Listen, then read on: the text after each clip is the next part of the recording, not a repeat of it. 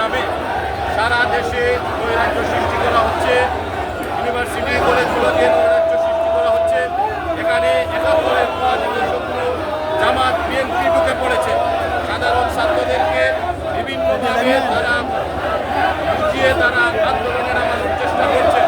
আজকে সিলেটে দেখেন সারা সিলেটের সর্বস্তরের মানুষ আজকে স্বাধীনতার পক্ষে জাতির জনক বঙ্গবন্ধু শেখ মুজিবুর রহমানের কন্যা জননেত্রী শেখ হাসিনার পক্ষে আজকে মানুষ মাঠে নেমেছে।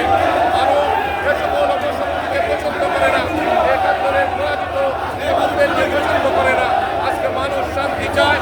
যেভাবে মাননীয় প্রধানমন্ত্রী জননেত্রী শেখ হাসিনার নেতৃত্বে আজকে বাংলাদেশ এগিয়ে যাচ্ছে।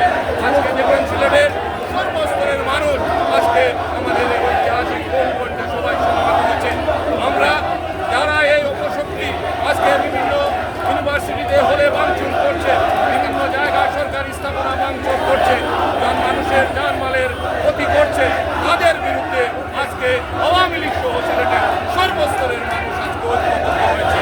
আমরা আমাদের কর্মসূচি অব্যাহত থাকবে। এইভাবে যারা এই সকল নৈরাজ্যমূলক কর্মসূচি ঘোষণা করবে তাদের বিরুদ্ধে আমরা সবসময় রাজপথে আমরা সোচ্চার থাকবো।